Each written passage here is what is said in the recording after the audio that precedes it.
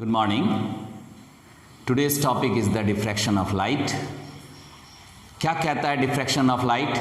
That is the bending of light around the corner of the obstacle or the aperture, and this phenomena is known as the diffraction of light. Diffraction light number of phenomena light shows: refraction, reflection, polarization, interference, and in this way diffraction is the one phenomenon of the light.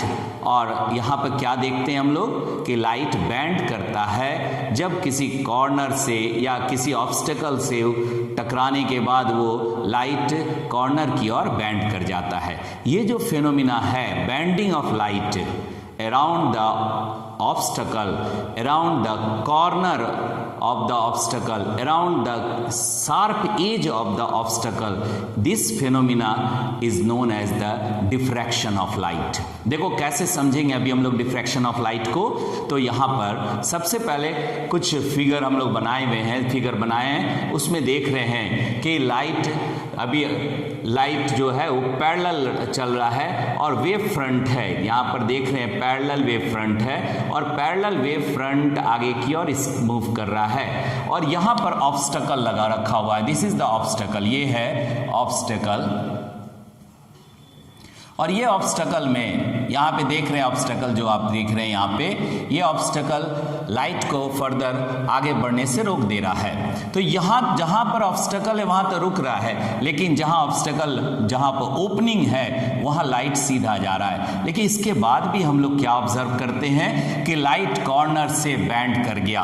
यहाँ पर देख रहे हैं कि light corner से band कर जा रहा है। अगर हम यहाँ देखते हैं लाइट को तो from the corner, from the obstacles corner light band कर जा रहा है और लाइट जो शैडो रीजन में मूव कर जा रहा है। शैडो रीजन हमारे पास है, ये रहा शैडो रीजन। देखो ये कॉर्नर पे बैंड कर गया और यहाँ पर ये लाइट इधर आगे की ओर बढ़ा और ये शैडो रीजन में मूव कर गया। शैडो रीजन जो ऑब्स्टेकल का शैडो बनता, ऑब्स्टेकल का जो शैडो बनता उस शैडो रीजन में ये मूव कर गया। यहाँ पर तक लाइट पैरेलल जा रहा था और लाइट यहाँ तक ब्राइट शो कर रहा था, लेकिन अब ये लाइट का रीजन कहाँ से कहाँ तक हो गया, तो दोनों कॉर्नर में बैंड कर गया। तो मान लो पहले हम अगर हम ये बात जानते हैं कि लाइट हमेशा स्ट्रेट पाथ में मूव करता है, light travels in straight path में मूव करता है। लेकिन क्या ऑब्जर्व कर रहे हैं कि जैसे ही ऑब्स्टेकल के पास आया, अपर्चर के पास आया, एक बैरियर के पास आया, लाइट कॉर्नर में बैंड कर गया विथ सर्टेन एंगल। हम कह सकते हैं यहाँ पे मान लो ये एंगल ऑफ डिफ्रैक्शन है, angle of diffraction that is the theta. यहां पर भी एंगल ऑफ डिफ्रैक्शन देख रहे हैं, दैट इज द थीटा। तो अब रीजन पहले रीजन जो लाइट का था वो पैरेलल आप समझते, वो अब लाइट का रीजन, ये लाइट का रीजन हो गया, दिस इज द लाइट। और यहां पर क्या आ गया, शैडो इधर हो गया, शैडो रीजन यहां पर आ गया। ठीक है, तो जो लाइट का जो ऑब्स्टेकल का शैडो बन रहा है वो इस रीजन में बन रहा है। यहाँ पे हम लोग देख रहे हैं ये इस ऑब्स्टेकल का शैडो बन रहा है, यहाँ पर शैडो देख रहे हैं।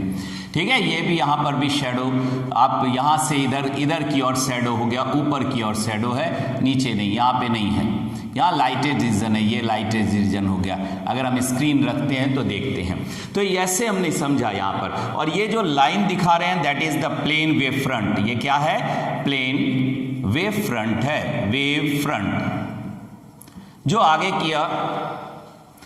की ओर मूव कर रहा है, प्लेन वेव फ्रंट, और ऑब्स्टेकल के कारण यहां तक ही आ रहा है, लेकिन यहां से आगे फिर स्ट्रेट जा रहा है। तो ये फेनोमिना जो बैंडिंग ऑफ लाइट आपने देखा, this phenomena is known as diffraction of light.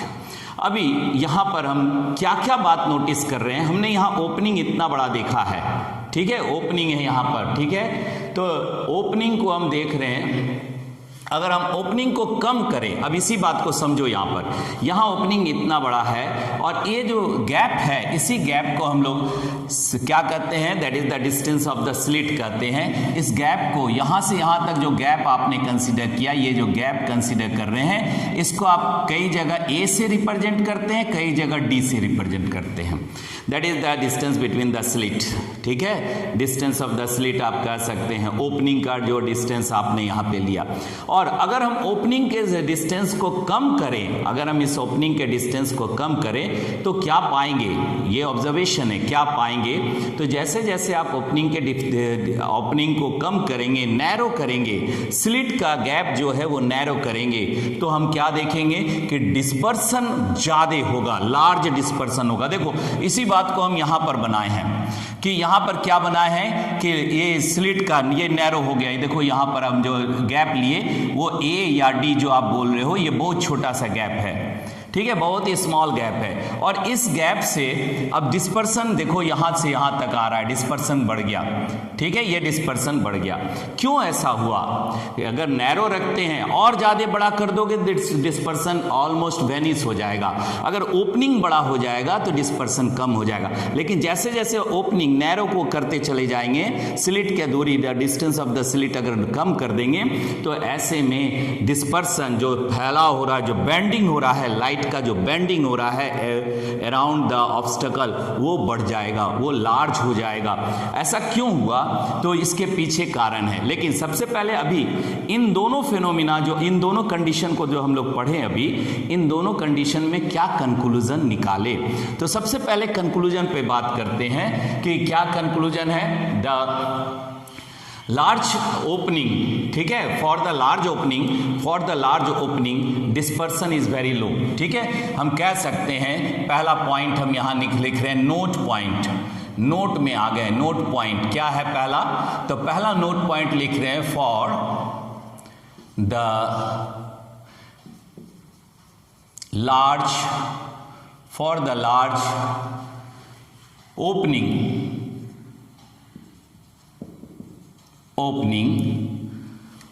Very small dispersion. Large opening के केस में क्या होगा, वेरी स्मॉल डिस्पर्सन, और डिस्पर्सन भी नहीं, यहां पर हम लोग बोल सकते हैं very small diffraction of light. जब आप लार्ज ओपनिंग लेते हो तो डिफ्रैक्शन ऑफ लाइट क्या होगा, कम होगा, बहुत छोटा होगा। एंड हम यहां कह सकते हैं, एंड फॉर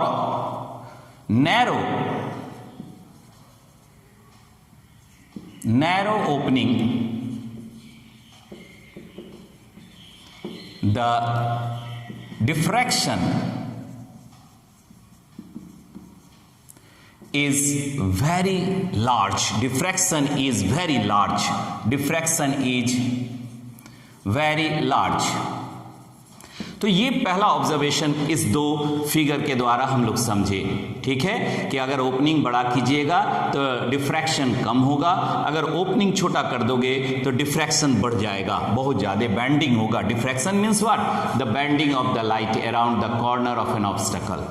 अब दूसरा ऑब्जर्वेशन आप क्या नोट किए यहां पर, दूसरा इंपॉर्टेंट ऑब्जर्वेशन कि देखो, अगर हम कहें इन दोनों सिचुएशन को देखो, इन दोनों कंडीशन को देखो, तो क्या आप देख रहे हो कि यहां कोई बाउंड्री नहीं है, there is no fix, no sharp condition, no sharp boundary, ठीक है, for what, diffraction of light. जो बेंडिंग ऑफ लाइट है इसका कोई बाउंडिंग नहीं है, इसका कोई निश्चित कैरेक्टर नहीं है। जैसे जैसे आप स्लिट को कम किए वैसे वैसे बाउंड्री बदलते चला गया, ठीक है, बाउंड्री माने डिफ्रैक्शन का बाउंड्री बदलते चला गया। इसका मतलब कोई निश्चित बाउंडेशन नहीं है कि आप यहीं तक हो सकेगा, इसमें ऐसा ही, इस वेवलेंथ के साथ ऐसा ही होगा, अगला वेवलेंथ के साथ ऐसा होगा, इस फ्रीक्वेंसी में इतने ही बैंड करेगा, ये सब बात नहीं होगी। मतलब हम कह सकते हैं there is no fixed boundary, ठीक है, for the diffraction of light. ये सेकंड पॉइंट हम यहां लिख दे रहे हैं, there is no fixed boundary for boundary for, यहां देखो boundary for diffraction of light.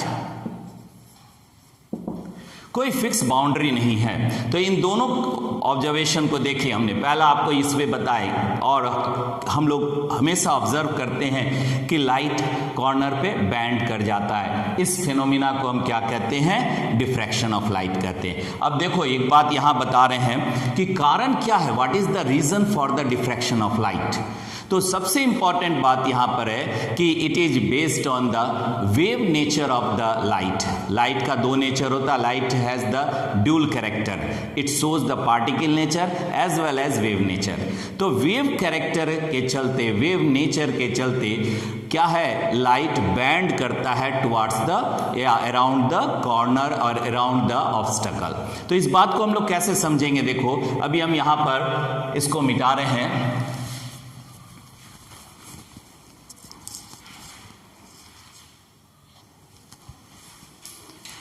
देखो यहां पे बात कर रहे हैं कि कारण, cause of the bending of light कैसे हो रहा है। तो हाइगन्स ने वेव थ्योरी में बताया कि जो वेव्स प्रोपोगेट करता है और जो वेव फ्रंट बनता है, वेव फ्रंट के रे जो होगा वो हमेशा फ्रंट के परपेंडिकुलर मूव करेगा। देखो यहाँ पर हम इस बात को बता रहे हैं हाइगन्स प्रिंसिपल या हाइगन्स थ्योरी के हिसाब से। Centre is the source of disturbance. यहाँ लाइट आपने लिया या, और लाइट के पास, क्योंकि लाइट क्या है, इलेक्ट्रोमैग्नेटिक वेव है, यहाँ पर हम लिख दे रहे हैं light is a electromagnetic wave. Light is electromagnetic wave. So wave है यहाँ लाइट, और जब लाइट वेव के रूप में प्रोपोगेट कर रहा है तो देखो यहाँ हमने बनाया है कि यहाँ पर डीप लाइंस जो आप देख रहे हैं, डीप लाइंस वो क्या है, this is the crust trough करके है।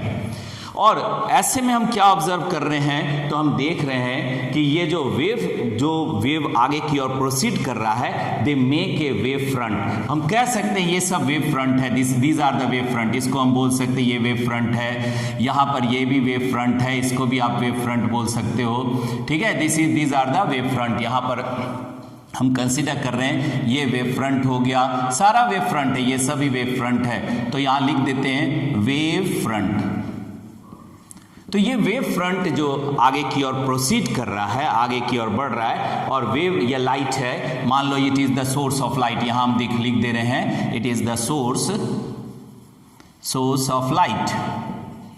सोर्स ऑफ लाइट है, बीच में आप देख रहे हैं यहाँ पे सोर्स ऑफ लाइट है, and the wave is generating from this electromagnetic wave निकल रहा है और ये आगे की ओर बढ़ रहा है, और अब एक वेव फ्रंट फॉर्मेशन करते जा रहा है। तो जो रे कंसीडर करेंगे ना, rays are always perpendicular to the normal या परपेंडिकुलर या normal to the tangent drawn on the wave front.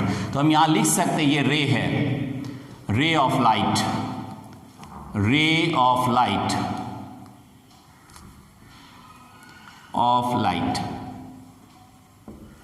Ray of light जो आगे की ओर जा रहा है, ये क्या है, इसके परपेंडिकुलर है। देखो यहां टेंजेंट है, दिस इज द टेंजेंट, इसको हम कह सकते हैं टेंजेंट है। तो टेंजेंट जो आप यहां पे ड्रॉ कर रहे हैं, ये जो टेंजेंट ड्रॉ किए हैं इसके 90 डिग्री मींस परपेंडिकुलर है, नॉर्मल है। इस टेंजेंट यहां पर भी लिख दे रहे हैं कि ये टेंजेंट है, tangent on the wave front. तो उसके परपेंडिकुलर नॉर्मल बोल सकते हैं, ये नॉर्मल निकल रहा है to that of the tangent के नॉर्मल है, ठीक है। नॉर्मल बोलो, परपेंडिकुलर बोलो, 90 डिग्री बोलो, क्या निकल रहा है, रे निकल रहा है। रेज आगे की और वेव फ्रंट के हमेशा परपेंडिकुलर होगा, और ये हाइगन्स ने अपने थ्योरी में बताया, अपने प्रिंसिपल में बताया। Centre is the source of disturbance, and at the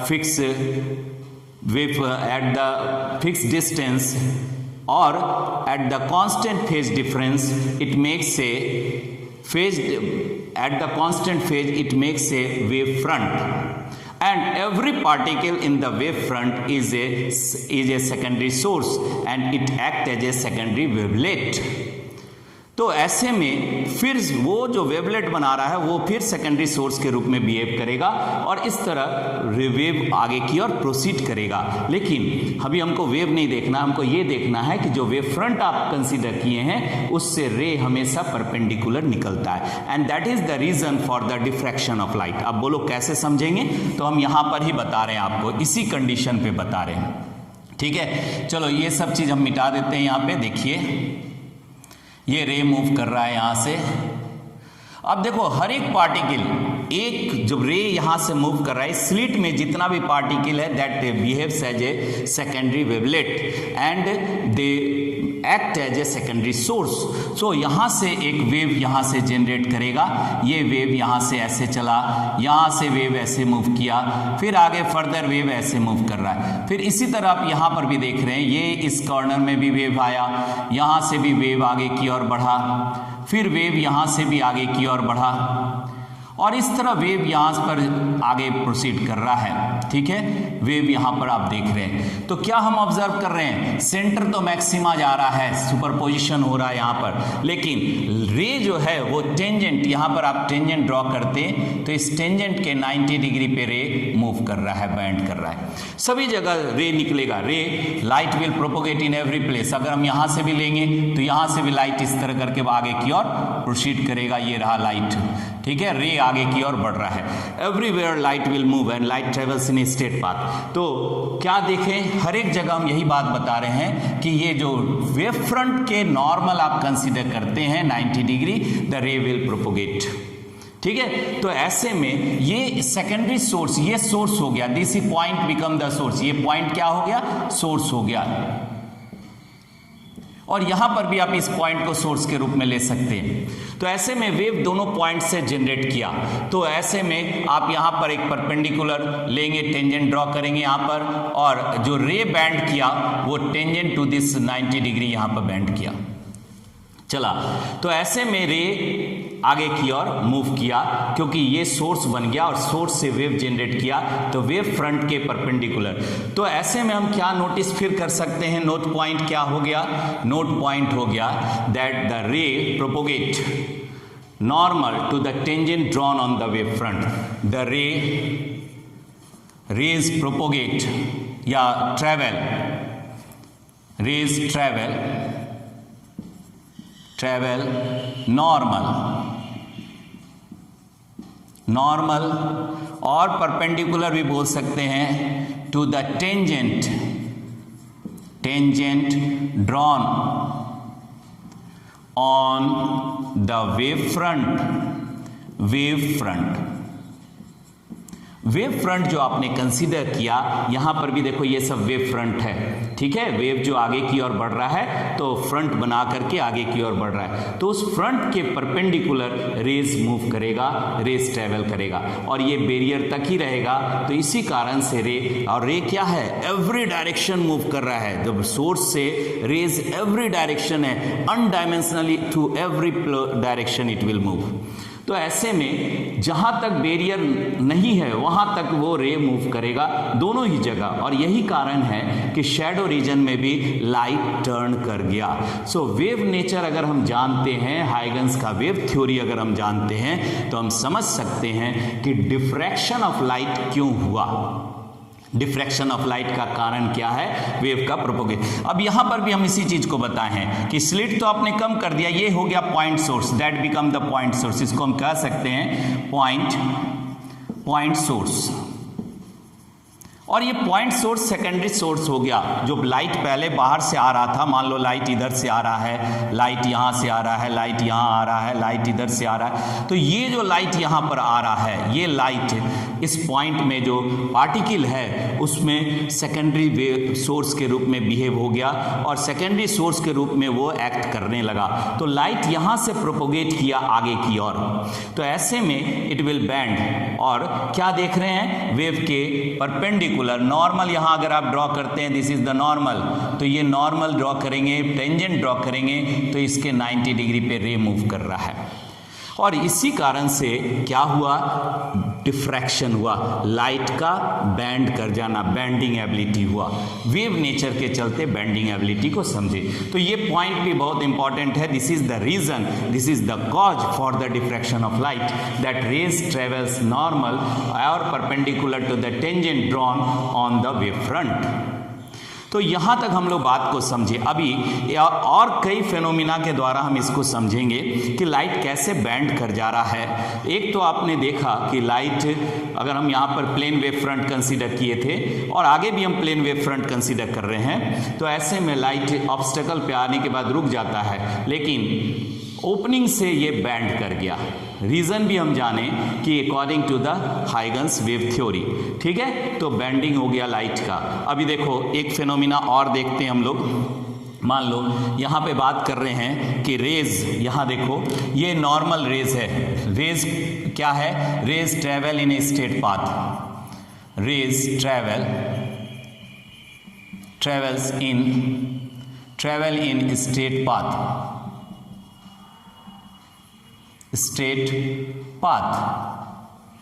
और ये स्क्रीन है, ठीक है। तो स्क्रीन में जाकर के ये स्ट्राइक कर रहा है, दिस इज द स्क्रीन। यहां पर भी आपने स्क्रीन लिया था, ये स्क्रीन था, ठीक है। यहां पर भी आप ये जो देख रहे हैं बैंडिंग करने का, ये भी स्क्रीन है यहां पर।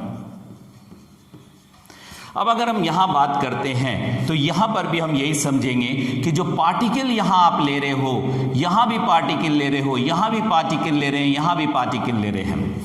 अब ये पार्टिकल यहां पर सेकेंडरी वेवलेट्स बनाएगा। दीज पार्टिकल्स, ये जो पार्टिकल्स आप ले रहे हैं, they act as a secondary wavelet. अभी पहले रुको, इसको हम मिटा देते हैं ताकि बढ़िया से बात को समझ पाएंगे।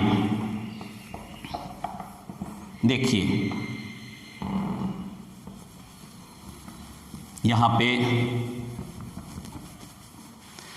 दीज आर द रेज, ये पैरेलल रेज है, पैरेलल रेज कह सकते हैं, parallel raise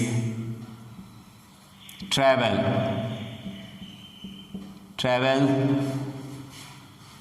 in straight path.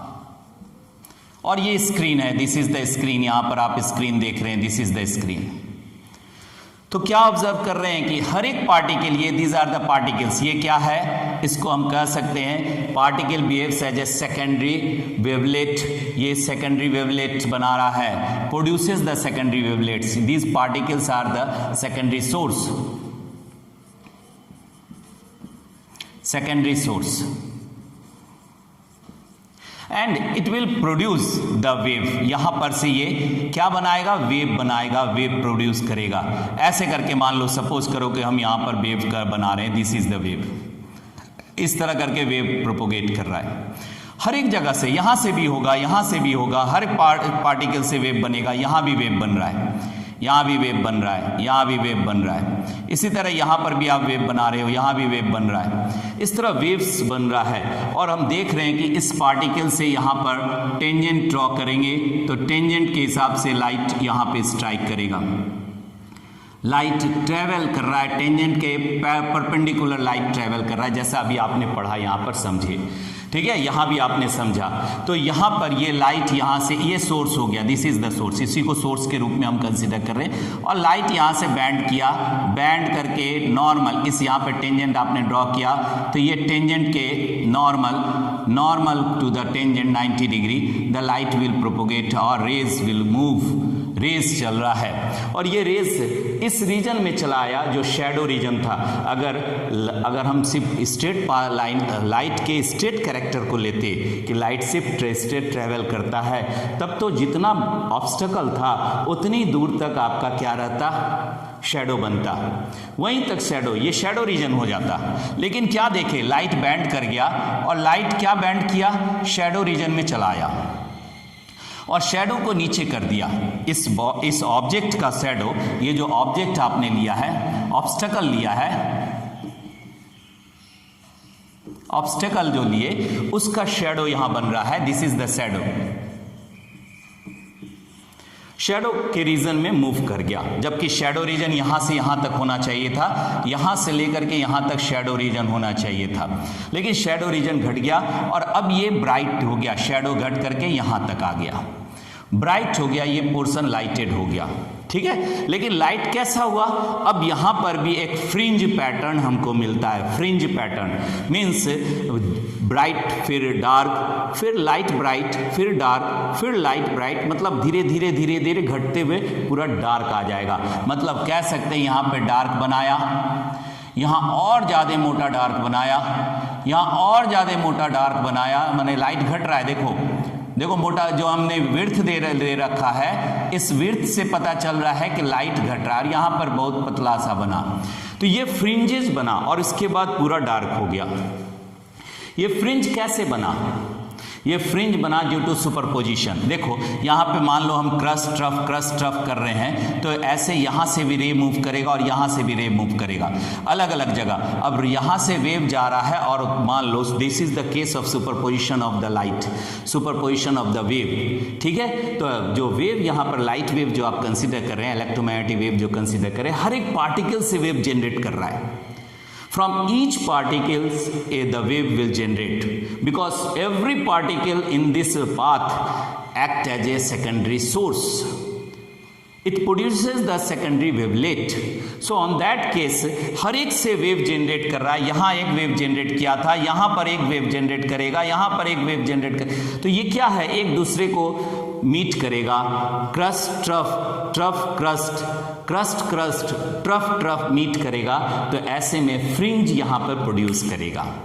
Fringe produce करेगा मीन्स यहाँ पर secondary minima, first secondary minima, second secondary minima, third secondary minima और डार्क इस तरह करके बनते चला जाएगा। थर्ड नहीं और भी आएगा, सब secondary minima, first secondary minima, second secondary minima, third secondary minima, fourth secondary minima, और धीरे धीरे धीरे धीरे वो डिमिनिश होकर के क्या हो जाएगा, शेडो बन जाएगा, पूरा डार्क हो जाएगा। Shadow means it is the dark region, dark region. तो फ्रिंज का फॉर्मेशन भी होगा, अभी हम लोग बात करेंगे फ्रिंज के फॉर्मेशन के समय, आगे फिर बताएंगे कि कैसे सेंटर मैक्सिमा होगा, उसके बाद धीरे धीरे फ्रिंजेस के चलते धीरे धीरे लाइट डिक्रीज करते जाएगा। और हम लोग ये ऑब्जर्व भी करते हैं कि शैडो रीजन में लाइट जब टर्न करता है तो उसकी इंटेंसिटी घटते चली जाती है और एट द लास्ट वो डार्क हो जाता है, शैडो में चला जाता है।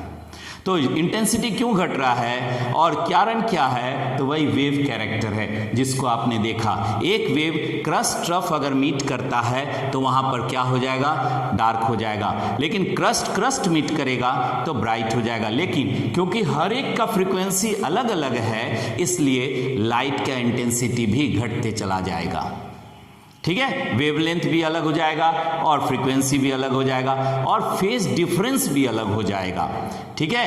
कांस्टेंट फेज डिफरेंस नहीं रहेगा, जबकि इंटरफेरेंस अभी हम यहाँ पे बता रहे हैं आपको, इंटरफेरेंस के केस में क्या है, कांस्टेंट फेज डिफरेंस रहता है।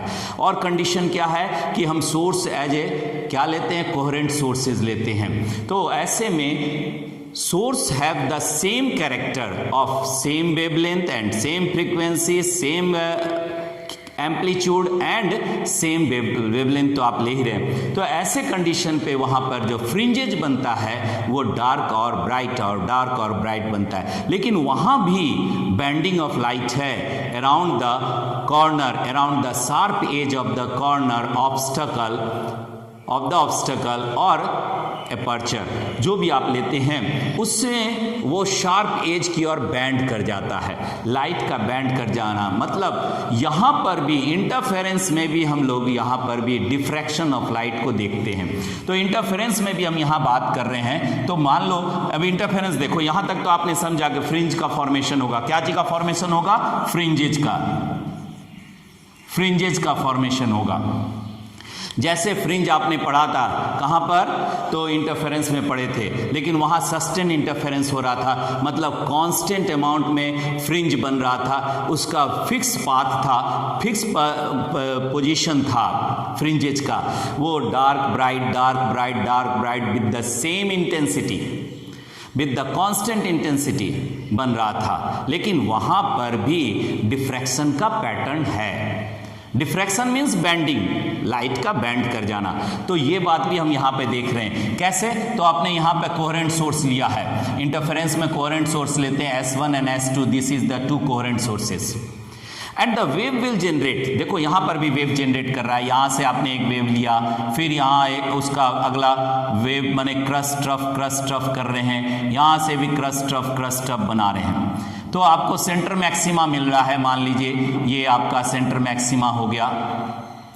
फिर यहाँ से आप देख रहे हैं ये एक वेव बनाए, फिर यहाँ से एक वेव बना, फिर यहाँ से एक वेव बना, और इस तरह से आप देख रहे हो यहाँ सेंटर ब्राइट बन रहा है, क्योंकि यहाँ क्रस्ट ट्रफ साथे साथे मीट कर रहा है, क्रस्ट से ट्रफ से मीट कर रहा है। और ऐसे हम क्या बोल सकते हैं? ऐसे हम बोल सकते हैं कि यहाँ टेंजेंट अगर आप ड्रॉ करते हैं तो ये जो बेंडिंग ऑफ लाइट आप देख रहे हैं ना दोनों जगह, वो 90 डिग्री है, ठीक है। नॉर्मल रेज जो मूव कर रहा है वो नॉर्मल मूव कर रहा है to that of the wave front के नॉर्मल मूव कर रहा है, and the fix distance it will reach to the position जो भी आपका वो सेंटर ब्राइट बन गया, that is the centre bright. ये जो पोजीशन है ये ब्राइट पोजीशन है। अगर आप इसको 0 लेते हैं तो 0 पोजीशन पे ब्राइटनेस मिल रहा है, ठीक है। दो वेव्स। अब यहाँ पर ये बात हम लोग बात जान रहे हैं कि वेव के थ्योरी के हिसाब से कि क्रस्ट मीट कर रहा है एट द सेम डिस्टेंस पे मीट कर रहा है, तो ऐसे में क्या हो गया? कंस्ट्रक्टिव सुपरपोजिशन हो गया। लेकिन और भी रेज है, यहाँ रेज यहाँ से भी मूव कर रहा है मान लो, और मान लो सपोज करो कि रे यहाँ से यहाँ मूव कर रहा है नॉर्मल, और इधर से भी रे आ रहा है और ये भी इसमें आकर के मीट कर रहा है यहाँ पे। तो यहाँ जो रे दोनों रे जो यहाँ पे मीट किया, इस जगह पे जो मीट कर रहा है दोनों रे, वो क्या बना रहा है यहाँ पर इसका मतलब क्रस्ट और ट्रफ दो आपस में मीट कर जा रहा है ऑफ द सेम एम्पलीट्यूड। तो यहाँ पर क्या हो गया? डिस्ट्रक्टिव सुपरपोजिशन हो गया।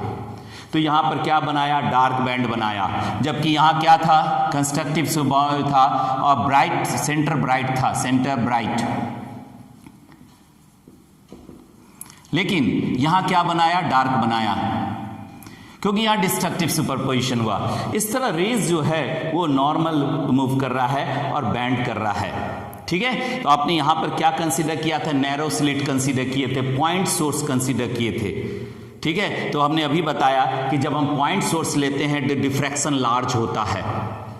अगर आप ब्रॉड सोर्स ले लीजिएगा तो डिफ्रैक्शन और बड़ा ले लोगे तो डिमिनिश हो जाएगा, माने डिफ्रैक्शन आपको ऑलमोस्ट कम से कम हो जाएगा, ठीक है। तो जो ओपनिंग को ध्यान में रखते हैं, और इसलिए इंटरफेरेंस के समय में हम लोग ये ध्यान रखते हैं कि नैरो ओपनिंग हो। और सस्टेन इंटरफेरेंस के लेक्चर में, वीडियो में हमने ये बात बताया कि नैरो गैप रहेगा बिटवीन द टू स्लिट्स। जो स्लिट आप ले रहे हैं उसके जो पॉइंट्स है वो आपका बहुत ही नैरो कंसिडर करना है।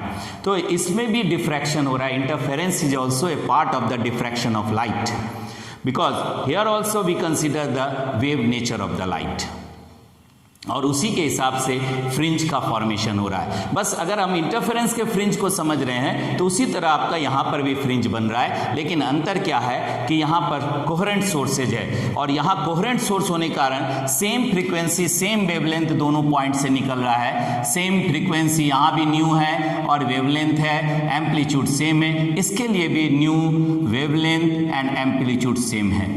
तो ऐसे कंडीशन पे आपको इंटरफेरेंस बन रहा है।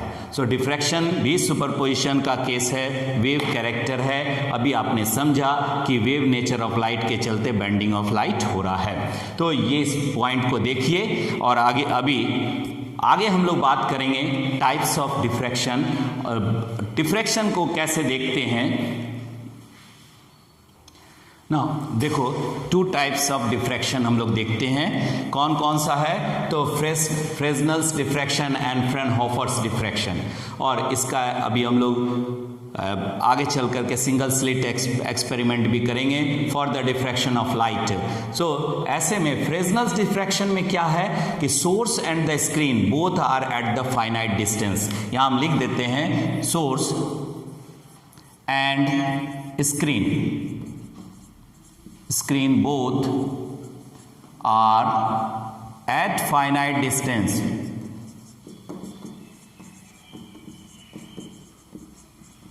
दोनों फाइनाइट डिस्टेंस पे है। और देखो यहाँ पर ये लाइट रीजन अगर रे को कंसीडर करते तो रे सीधा मूव करता, लेकिन वेव नेचर के चलते रे बैंड कर गया और यहाँ जो पहले लाइट का रीजन इतने ही दूर था लाइट का, अब वो लाइट का रीजन यहाँ से यहाँ तक बढ़ गया। This is the reason for the light, और लाइटेड अब यहाँ से यहाँ तक आप देख रहे हैं, यहाँ तक आप देख रहे हैं, this is the reason for the light. और यहाँ पर भी शेडो हो गया, शेडो डार्क, इसका जो इमेज बनेगा, इसका जो शेडो बनेगा वो कहाँ बनेगा, और यहाँ भी शेडो हो गया।